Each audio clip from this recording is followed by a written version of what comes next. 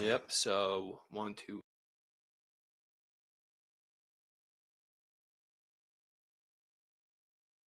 3. This should be English interpretation. 1, 2,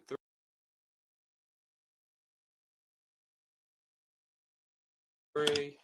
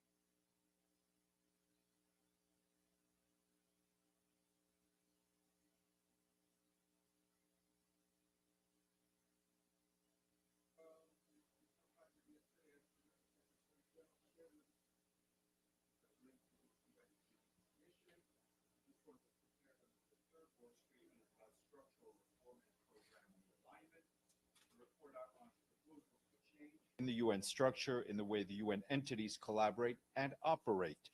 As we've mentioned in the past, the UN80 process and the proposals included in the new report aim to strengthen how we deliver across all three pillars of our work: peace and security, sustainable development, and of course, human rights. The report was issued ahead of the high-level week to inform the deliberations between member states on the ways to strengthen the UN system. But I can also tell you that the Secretary General will formally present the report to member states in October after the high-level week. This evening, this evening there will be an event commemoration of the UN at 80, a living legacy, that will take place in the General Assembly Hall.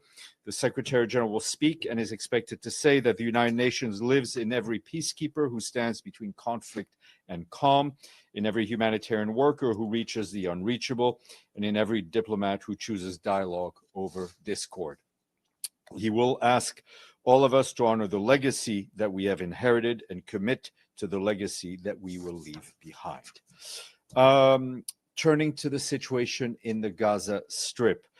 The Office for the Coordination of Humanitarian Affairs reports that the ongoing strikes and ground operations continue to exact a heavy toll on battered and exhausted civilians. As the offensive in Gaza City intensifies, the influx of newly displaced people arriving in the south is putting even more stress on already overstretched services, as spaces in southern Gaza continues to shrink due to overcrowding. Our colleagues report that people are arriving deep into the night, many of them walking for long hours without food, without water, and without shelter. The coastal Al-Rashid road remains extremely congested as vehicles, donkey carts, tuk-tuks, and people on foot make their way south amid the escalating attacks. Despite the announcement by the Israeli authorities to allow Salah ad-Din Road to be used by people fleeing south, partners report that the road is impassable for travel by vehicles as the road requires repairs. Today, Israeli authorities also announced that the 48-hour window to use the road is now closed, making Al-Rashid the only passage available for civilians who want to leave north. The UN and our partners continue to respond wherever we can, in whatever way we can, despite the obviously extremely challenging circumstances and the ongoing insecurity. Yesterday, interagency mission led by our OCHA colleagues carried out an assessment mission in multiple areas of Khan Yunis, where people displaced from the north have recently arrived.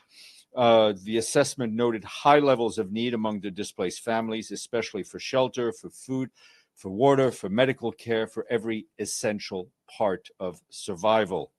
OCHA reiterates that the volume of supplies entering Gaza remains below the threshold necessary to address people's deepening needs. Furthermore, humanitarians require conditions on the ground to enable them to reach the most vulnerable people with assistance safely, rapidly, and consistently. The looting of supplies remains a critical obstacle, preventing the UN and our partners from being able to deliver aid at scale, including community-based mechanisms, which have proved successful in the past. In a statement issued today, our colleagues at UNICEF tell us that yesterday, 4 trucks full of ready-to-eat therapeutic food were stolen at gunpoint at Gaza City. The stolen supplies would have helped at least 2,700 severely and acutely malnourished children with life-saving support at a time where famine has been confirmed in Gaza Governorate, and the ongoing military operation is creating further displacement, as we've been telling you, and compounding the devastating impact of this conflict on children. Today, UNICEF also was forced to cancel their mission to Karim Shalom to pick up supplies for the 3rd day in a row due to the high risk of looting on the route that was cleared by the Israeli authorities for us to use. Access impediments and delays persist, adding to the challenges faced by humanitarians delivering aid to people who are so desperate to receive it. Zikim Crossing, which, as you know, is the only direct crossing into the north, remains closed. Furthermore, since last Thursday's, attempts to coordinate water trucking in the north have been denied, and access to the water pipeline that runs from Israel into Gaza remains blocked, further limiting the supply of usable water. Today, a mission to deliver fuel to Gaza City had to be aborted as the convoy waited over 5 hours for approval and a green light to actually move. As thousands of people continue to flee south on the coastal road, the congestion that builds later in the day makes it impossible for us and our partners to reach Gaza City safely. OCHA reminds us that humanitarian must have safe, rapid, unimpeded access, including to and within northern Gaza, to reach all those people who so desperately need our help. Those who are fleeing must be allowed to do so safely, and they must be allowed to return once the situation allows it, if they wish. Also, just referring to what we saw happen yesterday, I can tell you the Secretary General strongly condemns yesterday's attack at the King Hussein Bridge, the Allenby crossing with Jordan, in which 2 Israelis were killed by a Jordanian driver of an A truck that was bound for Gaza. He underscores the imperative of safeguarding the humanitarian and impartial nature of relief efforts. He calls on all parties to allow and facilitate rapid and unimpeded passage of humanitarian relief for civilians in need, including through all available crossings, as we've been saying, and routes. The Secretary General calls on all actors to exercise maximum restraint and avoid actions that could further inflame tensions in an already very volatile situation. Heading north, following yesterday's strikes by Israeli military in southern Lebanon, our peacekeepers there called on the Israeli Defense Forces to refrain from any further strikes and to fully withdraw from Lebanese territory. The peacekeeping mission tells us that yesterday the IDF conducted several airstrikes in the UNIFIL area of operations. These strikes put the lives of Lebanese soldiers, the peacekeepers themselves, and civilians in danger. We once again urge the parties to refrain from any activities that may jeopardize the cessation of hostilities, and we remain committed to supporting the parties to implement Security Council Resolution 1701. Meanwhile, our peacekeepers have continued to observe IDF activities today in the mission's area of operations, including mortar fires from the southern part of the Blue Line that impacted 2 areas in Sector East. Meanwhile, peacekeepers assisting the Lebanese armed forces in clearing rubble in Sector West found a landmine and other unexploded ordnance. Separately, UNIFIL patrol found an unguarded weapons cache in Sector East and reported it to Lebanese armed forces, as they do. Moving to a horrendous humanitarian situation unfolding in Sudan. We saw that yesterday, the shocking reports of the attack that struck a mosque near the Abu Shuk camp in El Fasher. Our resident and humanitarian coordinator in Sudan, Denise Brown, said today that this attack claimed the lives of dozens of civilians who were worshiping there, reminding us that international humanitarian law demands the protections of religious sites and those civilians who worship there. She called for an investigation and for the perpetrators to be held to account. The ongoing siege of El Fasher has already created a severe humanitarian crisis, cutting off food, medicines, and other life-saving support. We reiterate our call for an immediate cessation of fire in and around El Fasher. Humanitarian access of personnel and supplies must be facilitated in order for us to reach those in need.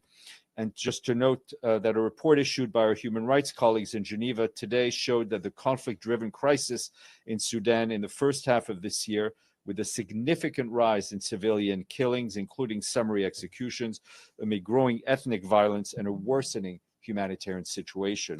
The report calls on states to use this influence to end this conflict.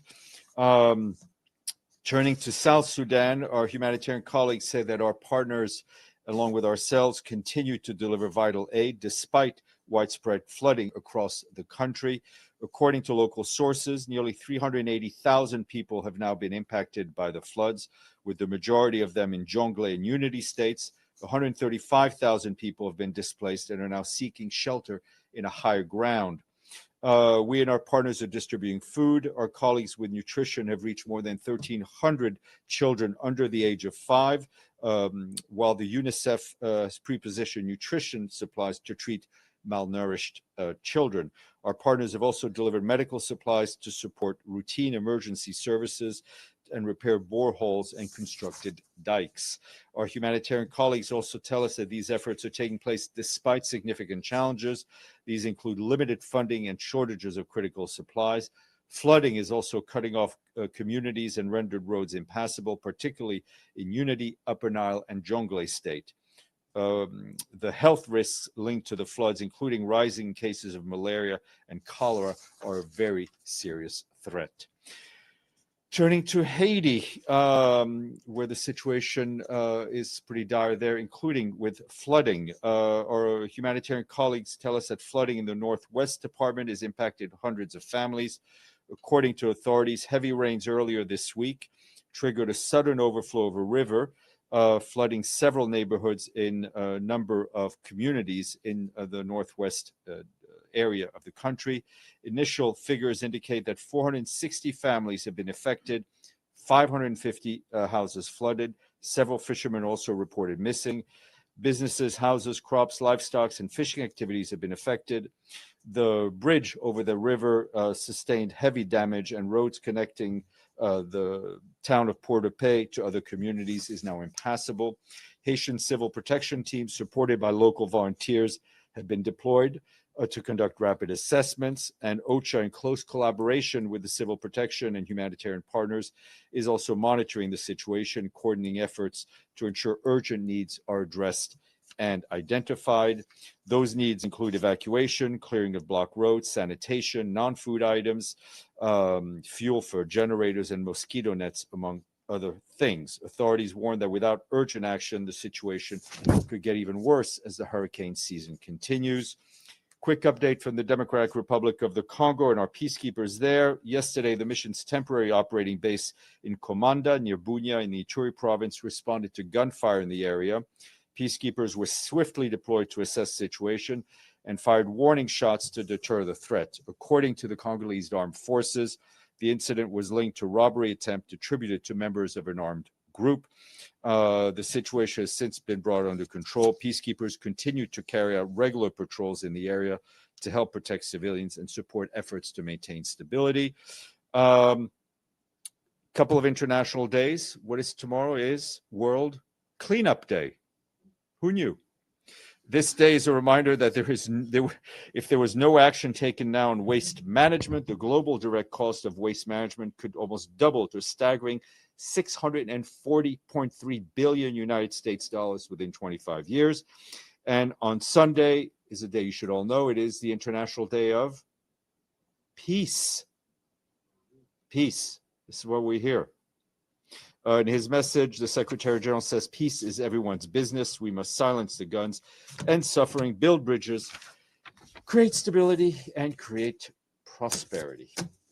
Deji, then James. Today, General Assembly adopted a resolution allowing Palestinian president to participate in the GA general debate as well as the international conference via, let's say, pre-recorded video.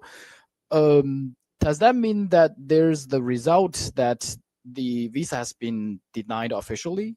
Or first of all, what the status of the visa is something you should ask either the Palestinian delegation or the United States government. We do not have the stamps to put into passports. I think so. The General Assembly took a decision to ensure that the voice of President Abbas and the image of President Abbas will be able to be seen. As for the visa issue, I think you'd have to ask the two parties concerned. Okay. Just right before the general debate, the Rockefeller Foundation commissioned a poll in 34 countries. It suggested that 75% of the people, they back global cooperation if it solves problem. Meanwhile, the support, the trust in UN was just 58%. It's even lower than WHO, which is 60%. Any response on these figures by the Secretary General? A few things. One of them is that we try to communicate at our best about the work of the United Nations. But the United Nations also needs to be defended and promoted by its 193 members and its 2 permanent observers. It is their organization. And I think when people feel displeased about the UN, and I think everyone has a right to sometimes be happy or be unhappy with what happens here. It is important that people see sometimes beyond what grabs the headlines, which is often the debates in the legislative bodies. I think, as the Secretary General says, the UN is much more than just the Security Council, where we know there is lack of progress on a number of files. But we will continue to promote the ideals of this organization and to defend it, and we expect member states to also do the same. One last thing, are we going to have briefings next week? Thank you for reminding me that I was supposed to remind you. So tomorrow and Sunday, our office will be open. So we'll have a crew if you guys need anything. I know Malu will obviously be here. We will have a briefing on Monday, and then you will be relieved to know that we will not have a briefing Tuesday, Wednesday, or Thursday, unless there's some sort of breaking news that will compel us to do so. And we will be back at the podium on Friday. Mr. Bays. So first, a follow-up on the GA vote. The Secretary General meets a huge number of leaders over high-level week. Will he try and have he would normally meet President Abbas. Will he try and have a video call with President Abbas? It's too early to tell. Okay. Moving to what's been going on in the Security Council, yet again, we've had the US using its veto. Yet again, we've had a ceasefire, which I know you've repeatedly said is needed, blocked 14-1. What's the Secretary General's reaction? Well, the Secretary General's reaction is that his position on what is going on in Gaza, on what is needed in Gaza, remains unchanged. And I think he laid it out fairly clearly when you asked him the question during the press briefing, James. Our position is unchanged. We want to see a ceasefire, right? We want to see humanitarian aid flow through every possible crossing to meet the needs that are increasing by the day. We want to see the remaining hostages free and reunited with their families. And we want to see hope again for both Israelis and Palestinians to live in peace. And the one person who probably has some influence on this, who could change Prime Minister Netanyahu's mind, is President Trump. Secretary General gets to meet President Trump next week. Will that message on Gaza be the number one message that the Secretary General will be trying to impart to President Trump? Look, I think the Secretary General will would not want me to preview what cards he will play when he meets with President Trump. But as I answered to one of your colleagues, there will be a lot of issues of mutual interest. And I mean, he's been clear that the U.S. does have influence and does have a role to play. And I think he talked about the fact that he had neither carrots nor sticks in answer to a question, I think, from Michelle, and that member states, and some member states more than others, have both carrots and sticks to try to help us move in the right direction. And finally, the Security Council today, a vote that means the snapback process continues towards the deadline of the 27th. Clearly, in the JCPOA, the snapback was the collapse of the JCPOA, and the Secretary General's in favour of diplomacy. Is he worried the way it's going, and what are his hopes for high-level week on this? Look, we hope to see progress during high-level week on a number of urgent issues, including this one. We've seen the Security Council decision taken today, and that we know that if there's no diplomatic breakthrough in the coming days, the sanctions will be reimposed, I think, by the 27th, right? And keeping in the deadline set by the resolution. For us, it's clear that time is running out. We reiterate our call for a diplomatic resolution to the Iranian nuclear program, emphasizing the importance of dialogue and upholding the UN Charter. Sylviane, and then we'll go here. Thank you, Stefan. The Lebanese Minister of Foreign Affairs. Your microphone closer to your mouth, please. Okay. The Lebanese Minister of Foreign Affairs met this morning with Secretary General. Is there any readout? I don't have a readout yet, but I hope to get one. When is the Secretary General is expected to to meet with the president? It'll be Aoun? during the week.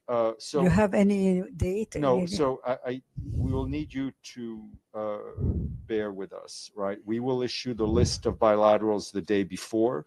The reason we can't preview them in advance is that things are changing literally all the time. I'm happy to, if you drop by my office, I'm happy to give all of you some guidance, but we're not going to confirm anything until the night before. Thank you. Okay. Yes, please. Thank you, Stefan. James asked part of my question, but talking about the snapback mechanism, is it means this implementation of the snapback means the diplomacy has been halted, or there is any chance the Secretary General during the UNGA wants to discuss that with President of Iran, Mr. Pezeshkian? Thank you. There's always a chance for diplomacy, right? I mean, that's what we're all about. And I think that's the Secretary General's guiding principle, is that he will never give up on diplomacy. Now, obviously, we're faced with a calendar now after what the Security Council, what happened in the Security Council today. Time is running out, but there is still room for diplomacy. We want to see that time being used exactly for that. Yep. Did you have another one? Yes, go ahead. Is there any specific For any for the meeting or well, I mean, having this will be a diplomacy? topic that will come up between the Secretary General and the relevant interlocutors. Yep. So still regarding the GCPOA, China and Russia are circulating a draft resolution on technical extension of Resolution 2231. Does the Secretary General support this idea of technical extension? I think we, as you know, we will not opine on before vote. Let the Security Council members in their wisdom discuss it and take action on it. Alex, and then Stefano. Thanks, Steph. On completely different topic on the ENJ, are we having any additional security measures this year? For the GA, yeah. Listen, I think inside the building, we're, to paraphrase Spinal Tap, our amp is always up to 11 when it comes to security issues. I think outside, it is the responsibility of the host country. I think we had I don't know if you had a chance to be there. There was a press briefing yesterday. We are cooperating, I think, like this with the host country, with the U.S. Secret Service, of course, with the New York City Police Department and the State Department security services. And we feel very confident in all the preparations that have been made and the way that the security architecture will shift depending on what is going on outside. But inside the building, it's always maximum. Yeah. Stefano. Thank you, Stefan. Given recent cases wherein the US media voices, even satirists, have been silenced under political pressure, does the Secretary General believe that the erosion of freedom of expression is in established democracy, even the one they invented and inserted in its constitution, poses a direct threat to the UN broader mandates to defend human rights worldwide? Look, no country, I mean, I think every country in the world, including what you would refer to as established democracies, can always do better in terms of human rights, and we will continue to push in that direction. Yes, sir. Thank you, Steph. You mentioned days ago that the Secretary General will meet Israeli Prime Minister Netanyahu if the latter has an interest. So have you scheduled a meeting? I'm not aware that a meeting has been requested by the Israeli side at this point. Okay. Sorry, let's go to the back. Let's go keep the first round. Thank you, Steph. After yesterday's drone and missile attacks by the Houthis in Yemen on Israeli soil, Defense Minister Israel Katz threatened to kill the Iran-backed group's leader. My question is, obviously there's a lot going on in the next week and there's a lot of different conversations and events that are going to take place. Is this situation between the Houthis and Israel at a high point? I mean, it is priority for the Secretary General. We are living in a world where there are many situations that are at a high level, right? that we need to deal with, that need to be dealt with in a multilateral setting, and that includes the situation in Yemen. Deji, and then Sylviane. Yes, you just mentioned when you're answering my colleague question, your office not aware of any arrangement between the Prime Minister Netanyahu or an SG meeting, right? That is correct. Okay, so that's what I just said. So 5 minutes ago. yesterday, It what hasn't changed. we have learned is that the Israeli mission also said they are not aware of any such kind of arrangement. Well, which means this wouldn't happen. That just means it is true today. So okay, so if they don't meet, how can just like you said, implement diplomacy? Well, listen, we have other constant contacts with the Israeli authorities, and I think the Secretary General was very clear in the answer, I think, to a question of one of your colleagues about a potential meeting with the Prime Minister of Israel. Sylviane, and then back to James. The disarmament of Hezbollah is proving to be a complex and unresolved issue.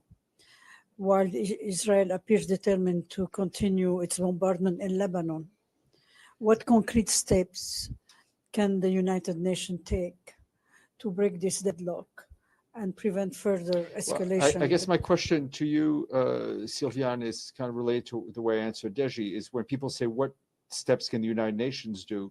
Which United Nations are you speaking about, right? I think member states, especially those implicated in the region, have a great role to play in putting pressure on the parties, in ensuring the implementation of 1701. For ourselves, in terms of the Secretariat, we are supporting Lebanon's efforts to assert its authority over the whole of its territory, to keep the monopoly of arms within the hands of the government. And I think that's what our colleagues at UNIFIL do every day in trying to implement 1701. It has been a challenge to implement that resolution. That's just a fact, right? That's just a fact. We also have our colleagues at the Ms. Janine, the special coordinator in Lebanon, who's been very focused on this. So we're doing our part. The Secretary General, his staff is doing our part. Others also need to do theirs. James. Does the Secretary General have any concerns after the suspension of Jimmy Kimmel about press freedom in the United States? I think that was my answer to Stefano. Sorry, okay, that's all right. But I do have two questions about international peace and security. Excellent. One, there is a meeting now planned between President Xi and President Trump at APEC, the two arguably most powerful men in the world. What's the Secretary General think of that? It's a good thing, right? I mean, I think it's good for the world that the leaders of two largest economies in the world meet face to face, hash out whatever issues they have on trade and other issues that they may want to discuss. I mean, you don't need to be a highfalutin analyst to understand that the relations between China and the People's Republic of China, the United